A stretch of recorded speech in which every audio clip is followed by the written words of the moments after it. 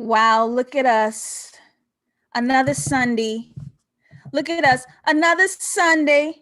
Live, direct, in charge. Welcome, patrons. This is our private time, our exclusive time. And what a wonderful time because it's holiday season. It's been, I don't know where y'all at, but it's snowing up in New York. Real cute things are going on. But I wanted to do something whimsical, fantastical, tap into our inner Black child and have some fun today. Of course, today is very special because the last dissection of the month is our VIP dissection. What does that mean? That means some of you get to join me and give your dissections, your opinions, your theses live on camera and broadcast to the rest of us. And this is always such a special experience. Let's see who we got in the chat. What's up, Iana? First comment. What's up, A Barty? What's up, Ray, my sis, and Elle, of course, who is in the chat and one of the VIPs who you guys will see as well. I am JustLatasha, hosting this experience for you all today. And just a little backstory. I want to give some time for some other patrons to join so they don't miss anything. I was explaining to my VIPs because, you know, we chat before we come on to y'all. We chat, we chops it up. My friend actually had the VHS of this movie and I would go to her house and watch. But as a kid, I don't know if this was just like my precondition of ADHD because I would watch movies in chunks. There are so many movies that I've watched, but I can't remember it as an entire story. I remember pieces of it because I wouldn't sit still. I'd be out doing whatever. And this is one of the movies that happened to. I remember certain scenes and certain parts, but I've never put the entire experience together. I've only done that with The Wizard of Oz. Like I know that movie front to back. I don't know why I was so detached from The Wiz. And low key, I'm so happy that I've had this experience. My sis says that I'm echoing. So I don't know how to fix that. Maybe because I have two things going on. Am I echoing, y'all? Maybe, Ray, you have me open in two tabs. You think of that? Did you think about that? Let me know if the sound is crazy, y'all, because I can't hear myself. But with The Wiz, I'm so happy I kind of had that choppy experience in my childhood because as an adult, I was really able to pull some powerful themes that I'm sure I would have missed as a child. And this movie, as an adult, means a lot to me now. The characters, the journey, the stakes, and what it caused Dorothy to reach her final destination internally and externally. See, Ray, I told you. Internally and externally. And so much of this movie I've actually been able to apply to myself. And I feel like I'm level 2 Dorothy. Like I haven't gotten to Oz yet. I ain't cut no deals yet. I only killed one witch out of 2. I feel like I'm still on my Dorothy journey, okay? So we're gonna dive in today to The Wiz, pull a lot of these themes out, see where it applies to you. If it don't, let it fly. But we're gonna think deeply about this fantastical, whimsical story. Does any one of my VIPs want to jump in and say hello to the folks first before we start? No pressure. You don't have to, but you do have the floor if you just want to peek in and say hi real quick.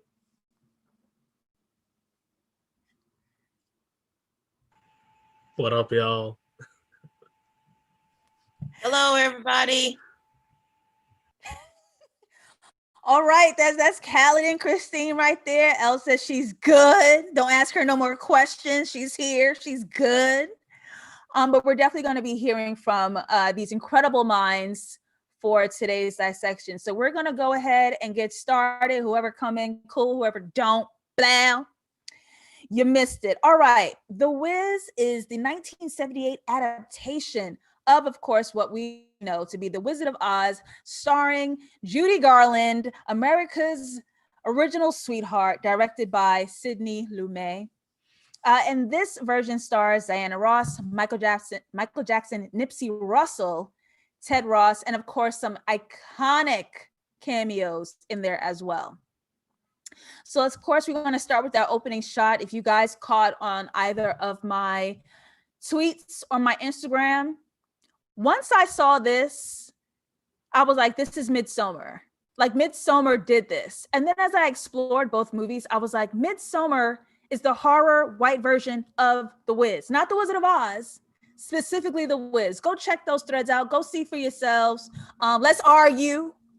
But I thought it was really cool. But this opening shot beginning with a mural that tells the entire story.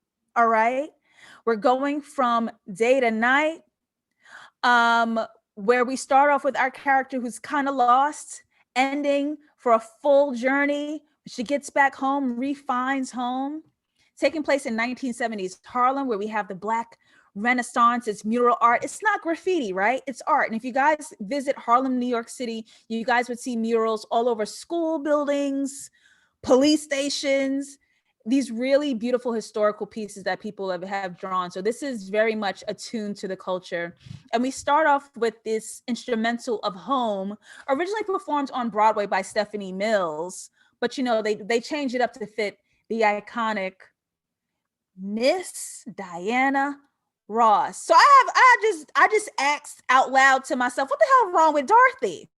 Because in the original Wizard of Oz, Dorothy wasn't like popping at home, but she wasn't like this. Like something is really wrong with Dorothy here. She don't talk to her family. She don't even say hi. She's like super, super recluse. She wants nothing to do with them.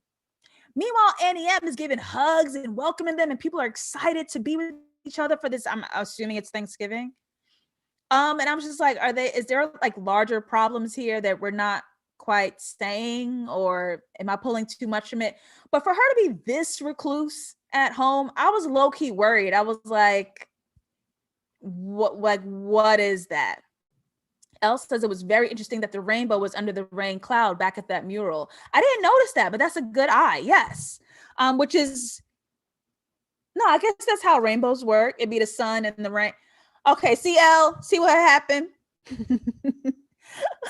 But for Dorothy, this is not a home. And so I was asking, I was like, well, if this isn't, she's not even comfortable here. So what would make her want to fight to stay here? Right? She don't bond with nobody. She don't talk to nobody. She's just a servant. She's hiding and scaling across the walls like a little mouse. Right? And Auntie M says to her, it's time for you to make a home of your own. This ain't it, baby. You're 24 years old. You have a new job. You ain't been south of 125th Street. What is you still doing here? And even though she's so uncomfortable here, she dreams of not leaving. Those two don't go together. But Toto the dog is a badass.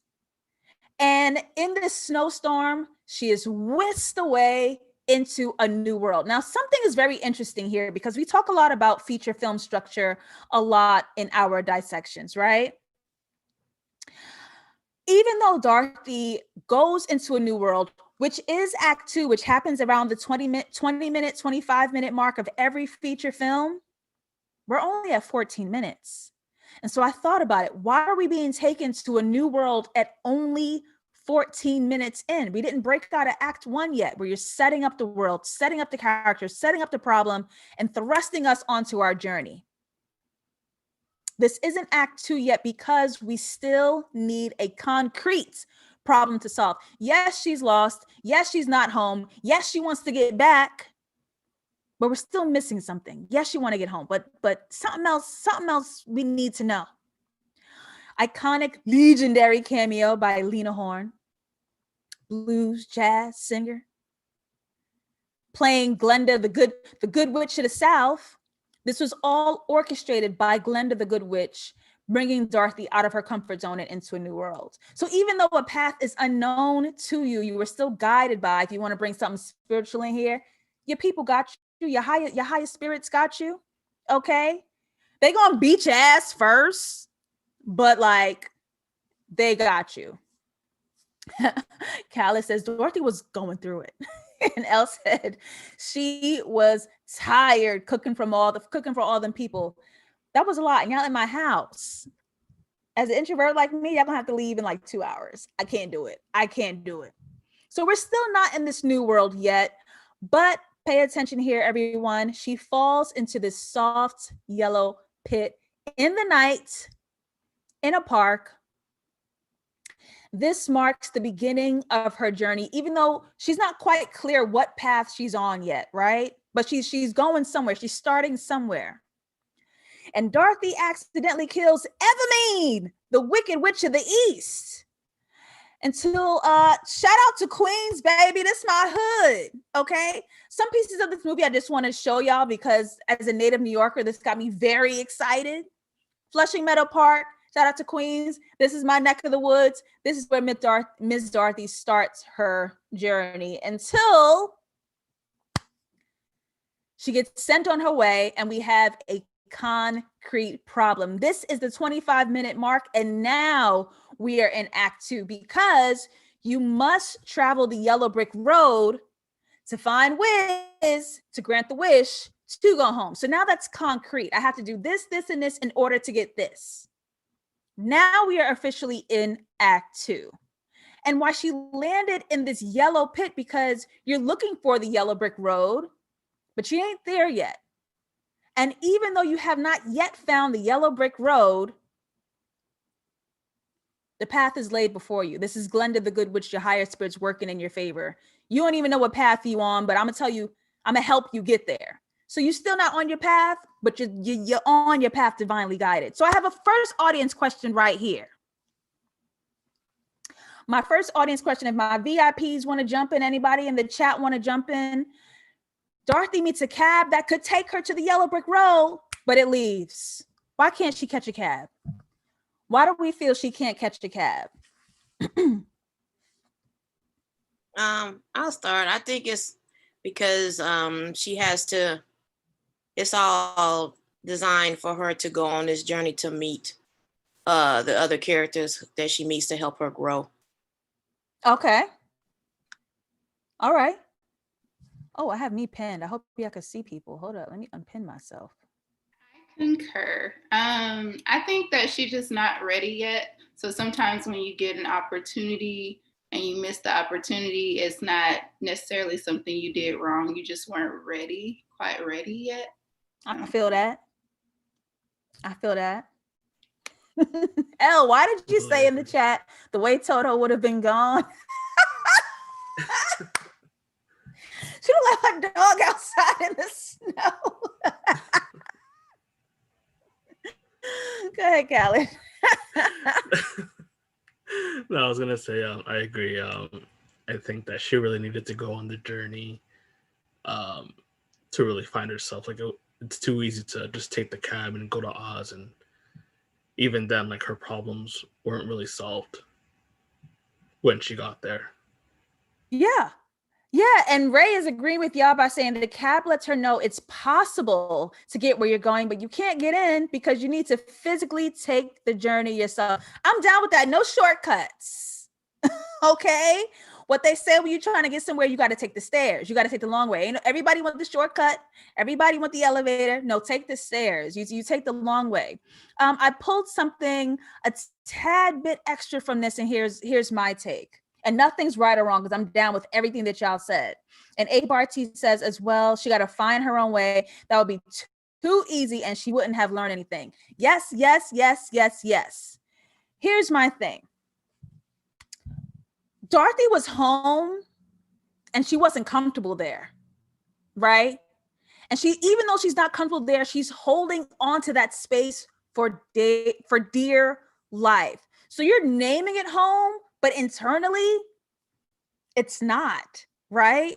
And we're thinking about the first thing that she did when she started this journey was get lost. So if this cab will take you directly where you need to get home, well, how do you know where you're going? You can't even define what home is. You can't get in a cab.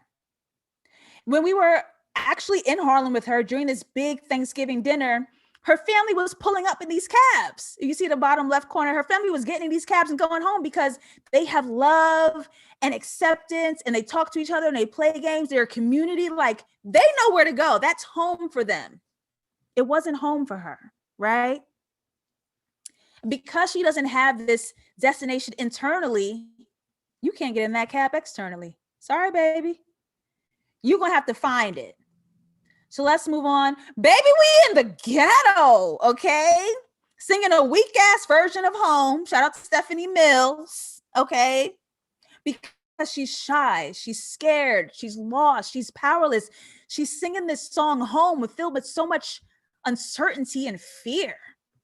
That ain't home. You know, when you outside and you don't want to be outside no more, you're like, I'm going home. And you know exactly where you're going because it's where you want to be. Look how destroyed this setting matches where she is internally. A lost mess, right? This is a reflection also of her perspective of herself and her life. So let's meet our first character on our journey. Scarecrow, played by Michael Lee Jackson. We don't have to go down that road. I was going to talk about, you know, the scandals behind his name, but why ruin this moment, huh? This is the first character that she meets, and she needs to meet him first because this character is a direct mirror of who she is. This is the life lesson that I've applied to myself from this film. You engaged with what you are. Now, I like to say it that way because I hate saying you attract what you are. You attract everything. That doesn't mean when trash comes up to you that you track. No, I don't like that. You engage with what you are, because if you align with that, if you find commonality with that, you will entertain that mess. Okay? Trash begets trash. If trash approaches you and you're not on that, you will cut it off at the nip in the butt. You engage with what you are. So the first character that she meets is brainless. Why? She is lacking the perspective or the mindset that she could be on her own, that she could be independent, that she could make a home of her own, that Auntie M challenged her to do. She lacks that perspective, right? The first thing that he sings is a very defeatist song. You can't win. You can't know that you can't win. What a depressing ass song. I can't win, right? Like Dorothy, he thought he's trapped on this here pole and he can't get down. Meanwhile, the whole world is right in front of him. Okay. It's also, I think it's a very intentional item to have the Scarecrow fear crows because they are an intelligent bird. The Scarecrow is supposed to be brainless and dumb, and he's going to ask the Wiz, Mr. Oz, for a brain so he could think. Surrounded and being fearful by these very intelligent birds, right? Again, just as Dorothy landed in this soft yellow pit as she's looking for this yellow brick road, look at the color right behind Scarecrow, right? All of this wheat, these sunflowers. You're still not on the path, but you're heading the right way. You're still not there yet, but you're heading the right way. And we see that in all of these colors. Hey, Barty said, okay, depth. Bitch, we still cannot catch a cab, okay? Again, Dorothy thinks she's found the yellow brick road, runs to these two cabs who leave her by. They gotta go. Fooled by easy outs and distractions from where we are supposed to be going, our divine paths, these curated divine paths. These are distractions, these cabs. Oh, I found an easy way out because this is hard and scary. No, you can't go that way. Okay? So she's on the correct path, but it's still not in the way that she thinks. So Scarecrow finds the yellow brick road and they're on their way. Shout out to Manhattan, Brooklyn. We see our most famous roller coaster in New York City, the Cyclone down in Brooklyn. If y'all have any of y'all, my VIPs, have y'all ridden the Cyclone ever? They said no. The Cyclone is the scariest piece of machine in the entire world. Okay. You will lose your spine. You will break your neck. My sister's in here. I want to see Ray. What did you feel like when you rode the Cyclone? Wow, Khaled, that's foul. The cabs ran off because they knew Dorothy didn't have any money on her. That's foul. That's foul. The cyclone really, really hurts. You're not strapped in. It's not secure. It's really dangerous. And for decades, all Black folk has been riding this damn contraption. We sure have. Look, Ray says that thing hurts. It sure does. Ride in the back if you really want a neck energy. What the hell? Okay, let's say some obvious things here. Oh, a neck injury. Okay, got you. This movie was made in the 70s, so obviously we have some colorism, some stereotypical Black woman rhetoric here. Let's talk about the mammy figure. Tin Man, our second character that we meet on our journey, is trapped under this mammy figure, and there is a lot of colorism in this movie, which I couldn't help but point out, right? This mammy figure, this structure that he's trapped under is fat, is dark skinned, which equals ugly and evil. Tin Man even refers to her as this hulky she-devil. She's just sitting there while you was up under her. What was you doing? Okay. Versus who we've seen, Glenda, the good witch, who is light-skinned, good, beautiful. All right. So we can really point these things out. However, we do see Tin Man here, who mirrors Dorothy. Tin Man, his problem is that he's missing a heart. And we think about Dorothy, how she was at home, right? She was cold, she was unloving, she was uncommunal, she was recluse. She finds him on the yellow brick road because this is something that she's also missing. He is purposeful to her journey.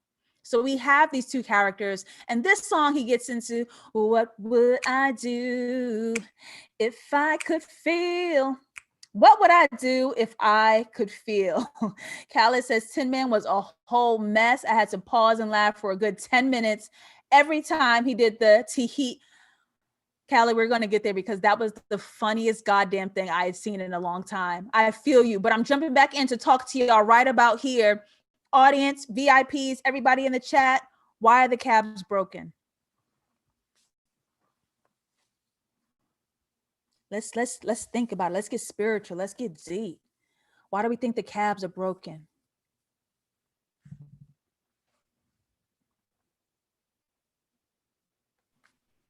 I was gonna say it wasn't deep though. It wasn't? They've been parked in the hood all day. Dang! Yeah, they got jacked. Cars got jacked.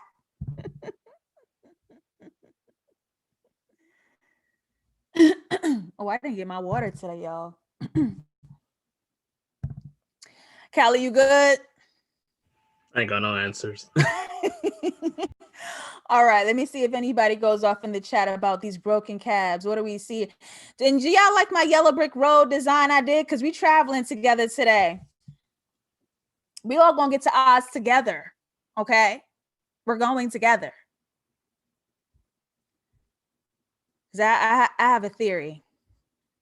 We see the coordination. Oh, thank you. Thank you. A. Barty says they are lacking the faith to complete the journey.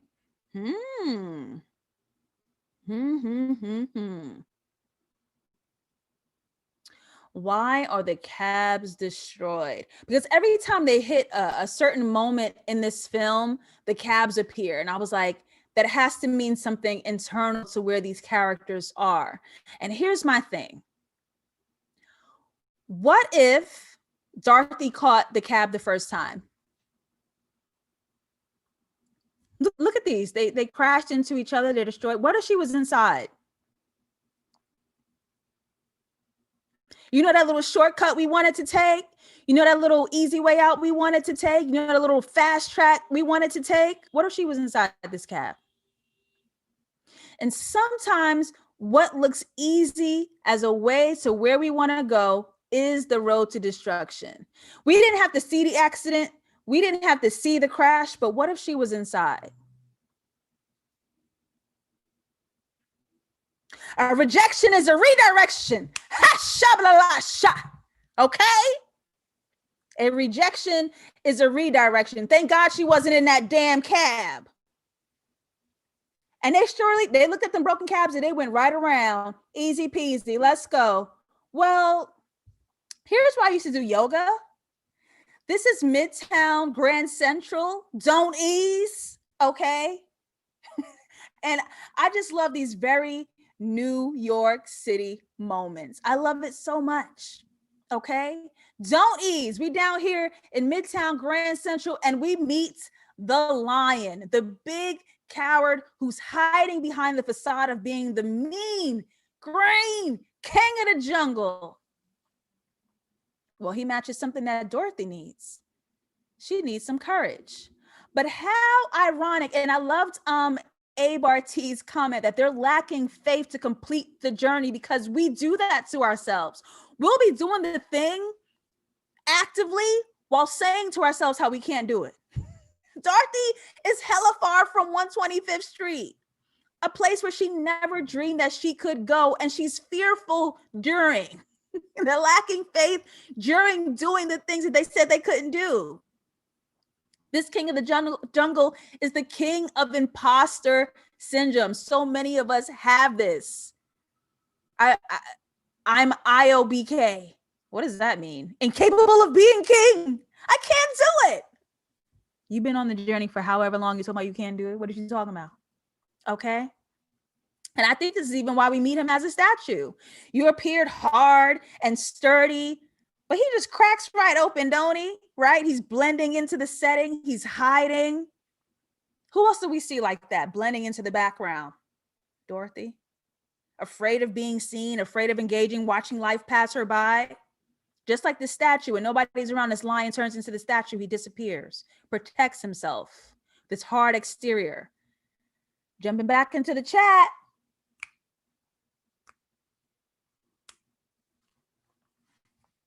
Jumping back into the chat.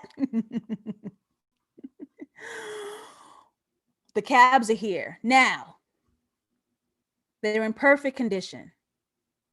Each cab is available for each character. They are surely on their journey, each one going to ask Oz for a very particular wish. They don't take them. They dance on them. They don't take them. What do we feel? What are our conclusions?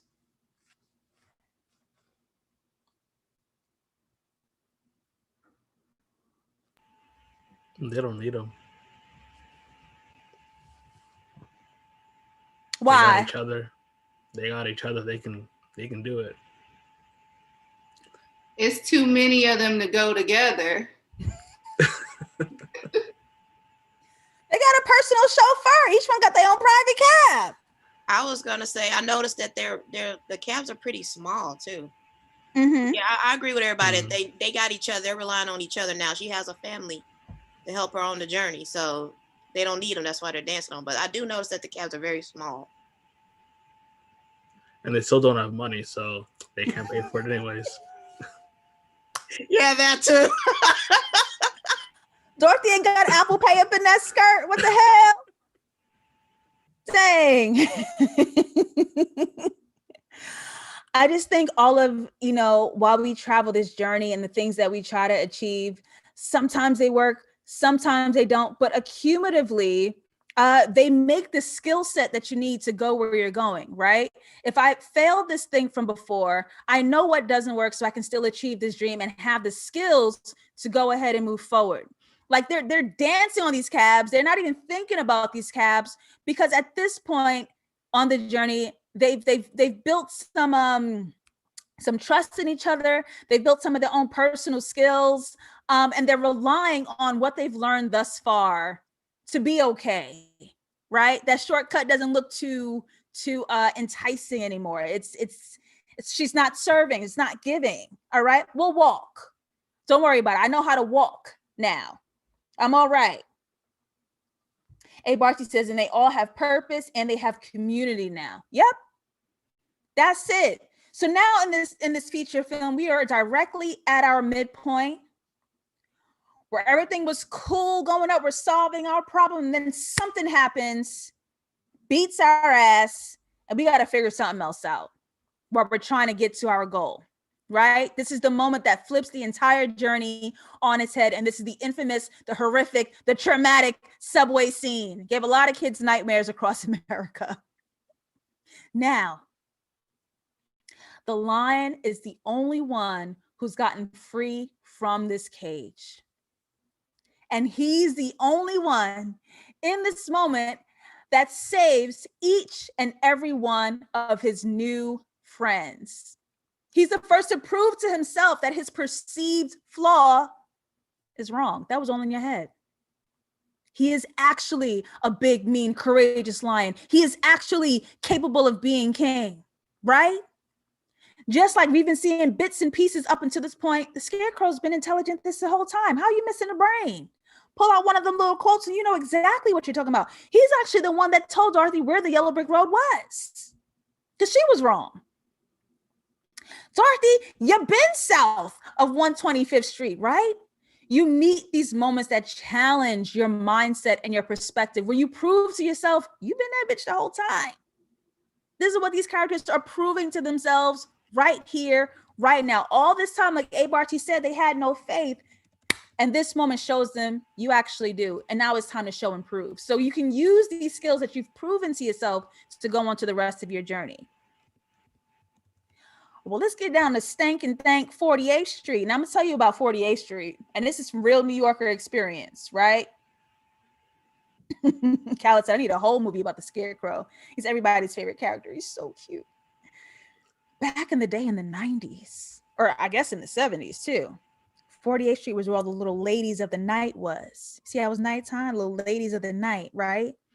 Because Times Square, before it was like capitalism central, it was like prostitute alley, right? And everybody knew 48th Street was the nasty ladies, was downtown. So now we have here all the lusty poppies whining and dining you, putting a little lusty drug up in your face, in your orifices. So audience, real quick, why are the cabs parked? Down to lusty poppies on nasty 48th Street. Ow, bum, bum, ow. Why are the cabs parked? Those are the Johns. Who the Johns? The poppies? No, they in there the pimps in the cab? No, they pimps in the cab? Wait to get served. Those are the Johns in there. No.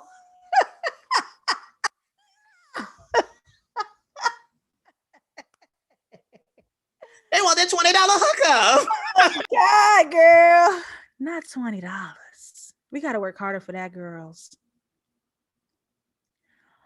Oh God. On this part, I had to turn my daughter's head. I'm like, okay.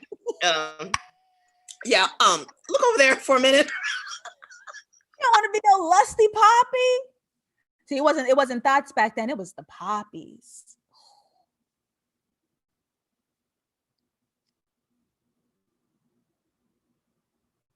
El Cali, y'all wanna take a stab at the park cabs?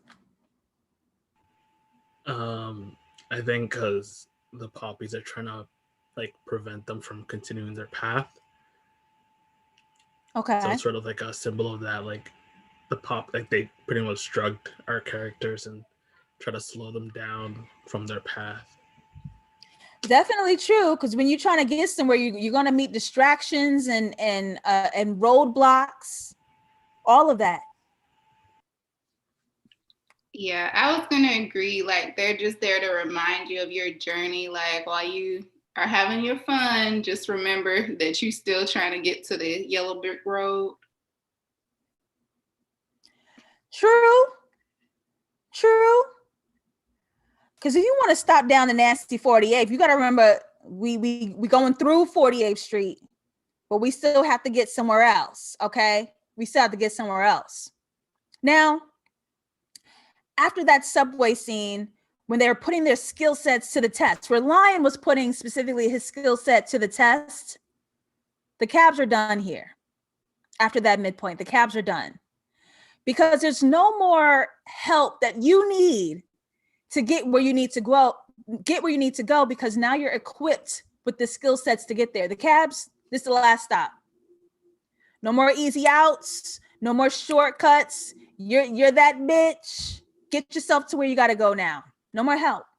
Okay. A Barty says the temptation. Temptation is parked. You are the captain now. This is your journey now. You continue without the help. So here's the part that Khaled was talking to Tin Man. After Lion proven to himself and his friends that he actually does have the courage, Tin Man proves right here saving his friends by having a heart. He's so distraught that his friends are passed out from the poppy drug that he gives a tee-hee, and he cries to wake them up. Baby, you've been sensitive. You've been caring. You've always had this heart. And this is the moment where his skill set is proven to be effective for his journey and for his squad. Right? This was the cutest part. The tee. Well, now it's time to go downtown. Shout out to the Brooklyn Bridge. Now this map, low-key, doesn't make sense. And it don't make sense because they're already in Midtown. But it's okay. We're here for the fantasy, all right? We're just here for the fantasy. Khaled, stop. RIP to the World Trade. All right, here we go. Oz sitting on top in his castle, yelling down to the plebes on the ground on street level, dictates to them which colors are in, which colors are trendy. And they all follow blindly, right?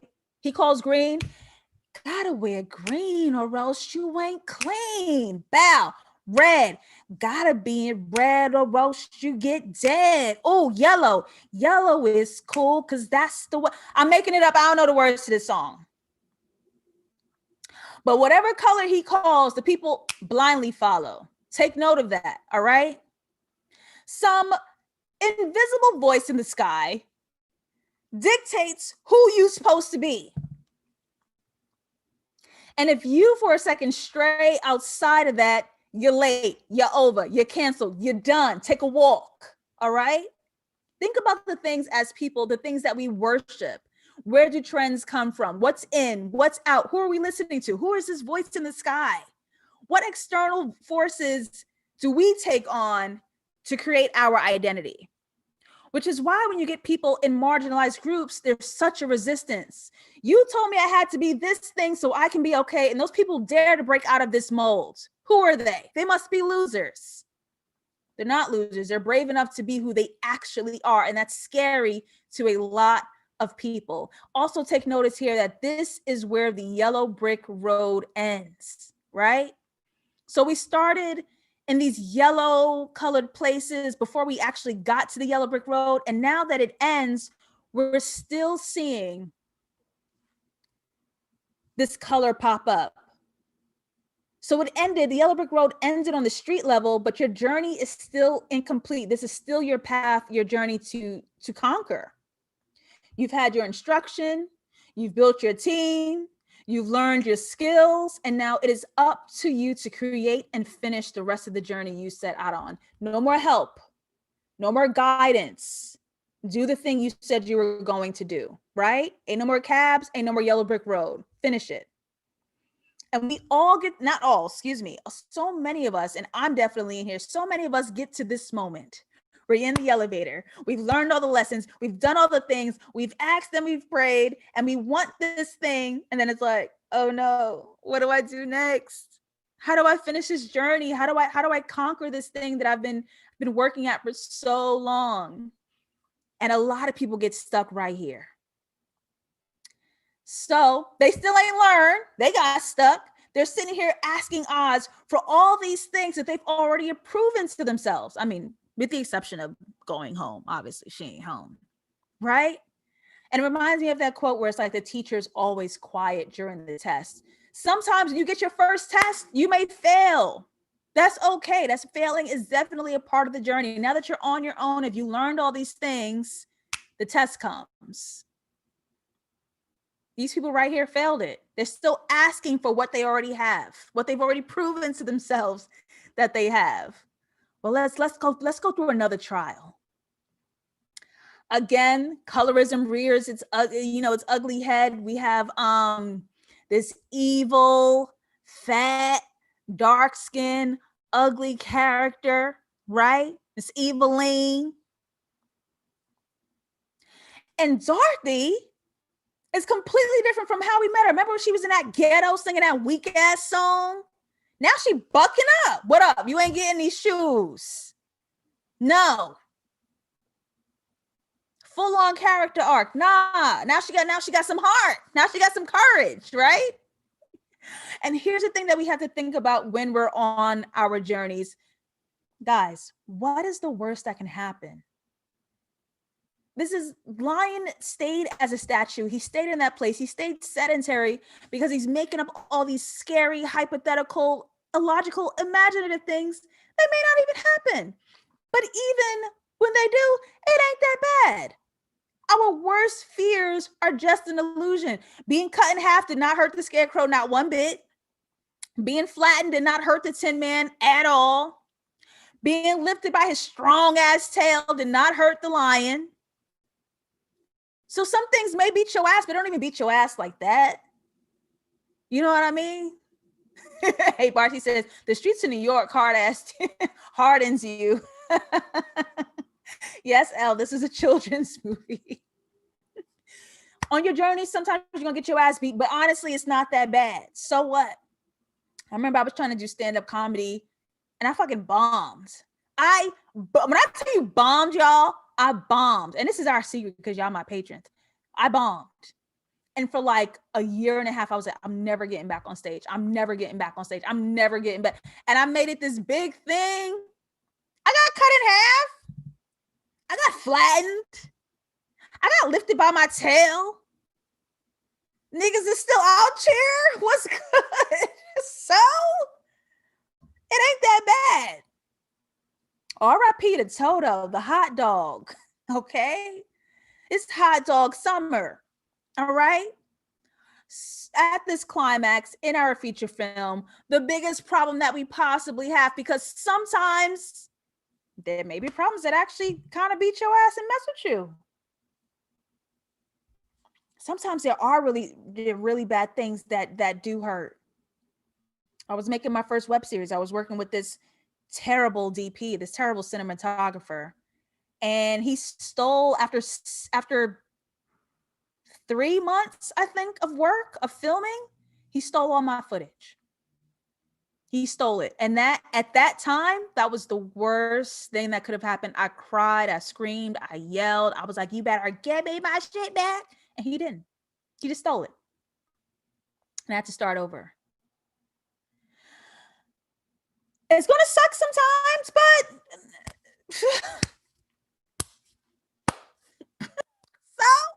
so, because sometimes you motherfucking win, okay? With your squad, thank God he stole my footage because I found my squad with some brain, with some heart, with some courage. You can win. You can win. And whose smart ass idea was it to use this fire extinguisher to kill this evil witch? Scarecrow, who thought he wasn't smart. Okay? What is the journey? Creating your own yellow brick road. The yellow brick road been gone. But with Dorothy's skill set, with everything that she has, the yellow brick road is wherever you at. You don't go find it, it will find you wherever you at. That's what victory is, right? That's what victory is. You create it wherever you at. Your victory and your win is. Now I'm going to show y'all just some really cool things. I want to show y'all some mirror symbolism here. Y'all remember we was at back in Harlem? Do you see that picture frame behind her? And y'all see what it looks like? Callie, why are you stressed about Toto?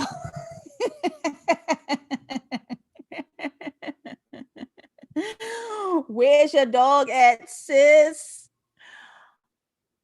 Dorothy, since Harlem, has been on her path, and she didn't know it. We didn't know it. That picture frame right behind her is Oz. And it actually, between the two buildings, I don't know how big you guys can see your screens, but between the two buildings, it almost looks like she's like upside down, like under the bridge, like walking upside down. And it just looks like that to me. I don't know. Y'all could probably see something different. But this frame in her home was Oz. This is where she was going to end up anyway. And it's always those funny moments where in hindsight, you like, that happened because I needed to get here. That alignment, right? That thing happened over there so I could be here. And now I'm prepared for my journey. Let me show you guys some more, some mirror symbolism. Now, I want to jump into my VIPs in the chat. Why would Auntie M mirror Eveline for Dorothy? Why would these two people be similar for Dorothy?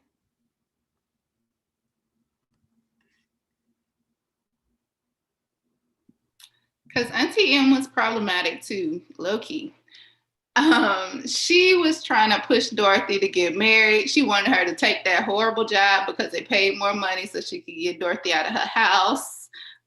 She was trying to hook her up with everybody. Auntie M was problematic. I agree with Elle. I was going to say that she was upset with her. So in this fantastical world, she is going to portray her as something extremely negative, the villain for her, because she did do a lot of problematic stuff, like Elle was saying. Yeah, and I think in both the Oz journey and in her real world journey, this is something she has to overcome. She has to overcome, defeating the evil queen, and then maybe in the real life she can be like, okay, maybe I can, try to resolve this thing that I have with my aunt. Ray in the chat says because she forced her to face her fears and Dorothy didn't want to. Auntie was mean. That's the one for me. That's the one, because you have someone challenging you to leave your comfort zone. And when you ain't got no brain, when your perspective is wrong, this person's against me. This person's mean. This person's evil. You want me to go out south of 125th? I'm scared. You want me to go get that job and be on my own and make a home for myself? I'm scared. Why is she doing that? I could just stay here. Mean old Auntie M. What do y'all notice about the glasses on the Thanksgiving table? Oh, they're gold. It just reminded me of the when the workers finally broke out of their suits and they had on the gold underwears and stuff. Mm-hmm. You was close in the first half. You was close in the first half. I was expecting a different ending. Oh, sorry. That's okay. I was gonna say the same thing. I thought she was gonna say it, the yellow brick road, but yeah. Also Black people still using them glasses, the same glasses.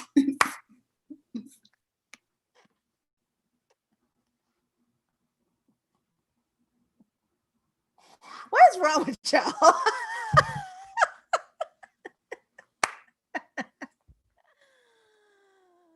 Oh God. Yes. We're using the generational ancestral gold glasses that all the Black Annies have, because Dorothy's been on her journey. The yellow brick road been there waiting for her to join and be conscious of it. Ray says, I was looking for eyeglasses. What you mean glasses on the table? I can't get through this. I cannot. Yes, Abe RT, it is the yellow brick road laid out for you, whether you're conscious of it or not. You just have to get on it. Get on it. The journey's been there, right? The journey's been there. Callie, you're right. That turkey was so nasty. It was greasy. It was slimy. It was big. I was like, what is, you ain't finna cut that up and I'm gonna eat it. It was so ugly. Ugh. Yes. Dorothy's perspective, originally felt as she was being pushed out on her own, and she thought leaving this home that she wasn't even happy at was the worst thing that could ever happen to her, right? Auntie Anne was originally her antagonist. And then over this journey, she learns that she is capable of everything she feared. Bringing out some more mirror image visuals here when we had the black and white checkerboard compared against Eveline's sweatshop. When we had the East Witch killed when Dorothy first lands with the feet out. Now with Eveline and her feet out going down that big grand toilet. And that completely shows Dorothy's character arc when she accidentally kills a witch and she's very sorry and she's scared and she's nervous to where I'm coming for that neck. Okay? I'm flushing you down the toilet. What's good? Dorothy the gangster, Dorothy the G. Okay? The D stands for does this. All right? Deliberately killing one, coming from accidentally killing one, showing a full character arc. Oz. An illusion, right? When they say, be careful of who you worship, when we worship these heroes, when they're just as fearful as those that look up to them. Herbert Smith. Herbert's from Jersey. That's number one. You're not even from here. You don't even go here. Herbert Smith is in Jersey. And here's my favorite quote from the Scarecrow. Public office is the last refuge of the incompetent. That line killed me. They dragged his ass, right? They dragged his ass. Oh, Khaled, I love this. Khaled says in the chat, it's interesting how water, Tin Man, Sahi, was the antidote to wake up Dorothy and Lion, but water is the poison to kill the witch. Say that. Say that. Wonderful observation. I love that so much. I love that. I love that. I love that. I love that. But the point is, these niggas out here fake. These niggas are fake, okay? Dorothy and the wizard got lost the same exact way, right? He was flying in an air balloon. He got spun out by a storm. He landed here and he hit up in that tower. Dorothy was, and after Dorothy goes outside and she gets lost and she lands here, she became recluse, but he became powerful. It's funny how when one situation could happen to one person, what one person could do with that versus what another person decides to do with that. She decided to take these lemons and make lemonade. He decided to pucker his lips and hide. Y'all got the same problem. But it was funny how it works out for both of them, because with his fear, he falsified power as an illusion for everybody who would follow him.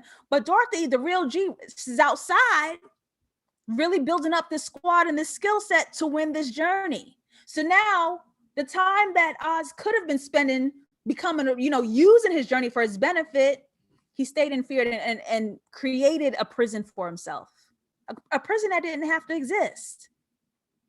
Right? He got no squad, he got no skills, he got no guidance, because he decided to build himself a prison, then seeking out the journey. Sent Dorothy to do his dirty work.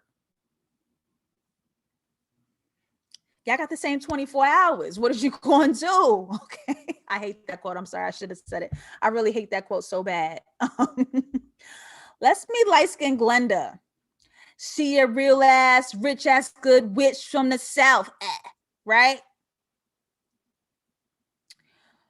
Grants Dorothy the ability to go home after all of the illusions are gone.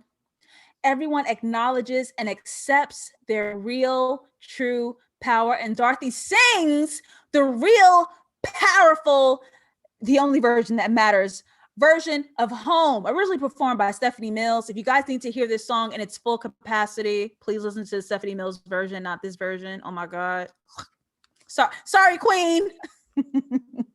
Kala says, in a sense, Dorothy was given power and status via the witch's shoes. The shoes set her, an outsider, apart from all those clout chasers. Oh,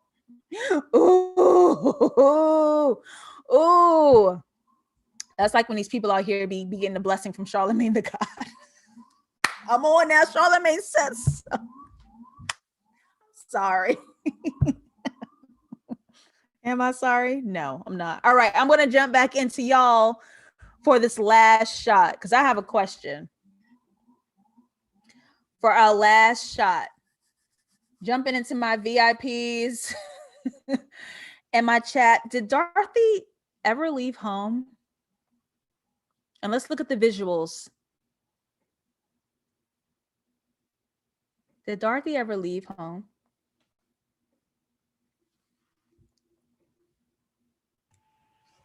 I'm gonna say no. Yeah, I don't think that she really did leave. What brings y'all to that conclusion?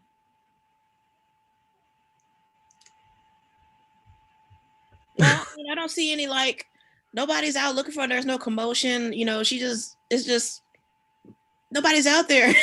Like, it just seemed like she walked somewhere and was gone for a little bit, and then she came back. It's like nothing's happening. Like there's no one's out panicking. Her family member, Auntie M is not out there. Uncle Henry, there was no police out there. Like she went missing. Police in the 70s? Well, you know what I mean. Well, they're supposed to be out there doing their job, but whatever. But it just seems like there's no commotion and like there's nobody out there like looking for her. Dorothy, nothing. Like like in the white version, the original, like she just hit her head and woke up and it was a dream after a dream or whatever. But I really don't think she went anywhere though. I'm gonna say no because from the beginning it was given trip. Like it might have been something in that wine she was drinking.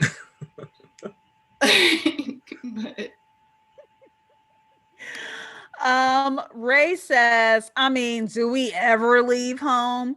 But here's why I'm at with it, because Ray says it here too. She had a concussion and she dreamt it all. So here's the thing, and I'm using the visuals to lead me here. This structure of Oz looks exactly like Dorothy, and you see how it was laying to the side. And this shot in the Oz's loft is the same exact style as the front of her building, even down to the green light, down to the white light where all the snow, and down to that one white bulb that looks like the entrance of her house. I feel like she's literally laying in the street, hit her head, and dreamt all of this. And when she came to, she just walked back upstairs. Because these two shots are exactly the same. When all illusions are gone, she's literally like waking up. She's waking up to the truth. Ray says, like Dumbledore said, oh dear boy, just because it's happening in your head doesn't mean it isn't real. But she needs a CT scan and not to go to sleep. She's going to sleep. From these visuals, I was like, babe hit her head mad hard. She's out like a light, laying in that snow. And even though it's only been a moment, this was like a lifetime of her meeting all these characters, but she's moving out tomorrow and all is well. But at the end of the day, you decide what makes home and who you're going to be. These are identical situations, but because she changed her perspective, she can either become a hero or a victim. Okay. So that was The Wiz, y'all. How do y'all feel? Any jokes y'all want to crack? Any comments y'all want to make? Any questions y'all want to ask? Well, you already know, I told you before we even started about, I'm always going to give Miss Diana Ross the boss the side eye for taking it from Stephanie Mills because that wasn't right. Little backstory, y'all. Stephanie Mills was performing The Wiz on Broadway. What was it, 3 years, Christine? Yeah, 3 years. 3 years ago on the play came 3 years before they did the Motown movie or whatever. And Diana Ross said she wanted to be Dorothy, and Barry Gordon's like, "Well, you too old to be Dorothy. You like in your early 30s, so no, we're gonna let Stephanie Mills do it." And then that made sense, rightfully so, right? She's like, "You don't tell me no." So she talked to her big wigs over there in Universal and said, if y'all help him fund this movie, I want to star as Dorothy. And that's how she got her way. So little Stephanie Mills didn't get a chance to have her little shine. And I'm like, dude, you already were a big star. You couldn't let Stephanie Mills have this one little thing. Come on, man. She was wrong. I imagine in the 70s you needed to be cutthroat to be a star, a black woman who's a star. But if y'all listen to Stephanie Mills sing Home, it is one of my favorite songs. And it just sends such joy, inspiration, power through the body. It's very beautiful, very an emotional song. That's So funny about Diana Ross, because the movie ended up being like a box office failure. It got really bad reviews. Like if you look up the interesting. Wikipedia, like the Yeah. reception section, apparently it was a big flop when it came out. Do you think because Miss Ross the Boss sucked, or because like culturally in the 70s you're coming off like this white classic movie? Is it like just like a thing to try to live up to? Possibly. I Because think I it, know, like, think about like when Beyonce did The Lion King, like when she did that real accent. And I mean, she had the southern accent as a South African lion, but when Beyonce does The Lion King, it's like even though she has all this star power, that movie was gonna suck anyway because you're redoing our Lion King. Like you're making it this whole different thing. It's one of our favorite classic movies. I don't know. Just thinking out loud. I think it was a combination of people so nostalgic over the original, and on top of that, Diana Ross. I mean, let's just be honest. I mean, her acting skills in this movie wasn't up to par. I mean, the shining light in all this movie was really Michael Jackson, and he's the one that got a lot of rave reviews about his performance, which was, he did a good job as a Scarecrow. He couldn't be anybody but the Scarecrow. He did an amazing job. The Lion was cracking me up so bad, like laugh out loud. And I just be watching tons of movies and I have no like physical reaction. I'm just loving it on the inside. But this movie was laugh out loud funny when Toto bit the lion's paw and he just sat down and cried. Like, I don't know why that tickles me so much. It's just so silly. And I love like these big grown men in these costumes like crying. It's just so funny. It's so funny. Well, if that's it, guys, any last comments? I see y'all in the chat. I think we're gonna wrap it right here. I want to thank my incredible VIP patrons, Christine L. Khaled. I want to thank everybody in the chat. Shout out to Abar T. Shout out to Ray. Shout out to Iana who was here. I see y'all. Thank y'all so much for being here. And anybody else who's watching this and anybody else on the rewatch. I will be live tomorrow on YouTube for Ma Rainey's Black Bottom. I don't know what I'm gonna talk about yet, but I'm gonna find it tonight. Okay, I'm gonna find it tonight, and we're gonna have a conversation tomorrow. Star-studded cast, Chadwick Boseman's very last performance, and on that, I wish you incredible Black people adieu. See ya.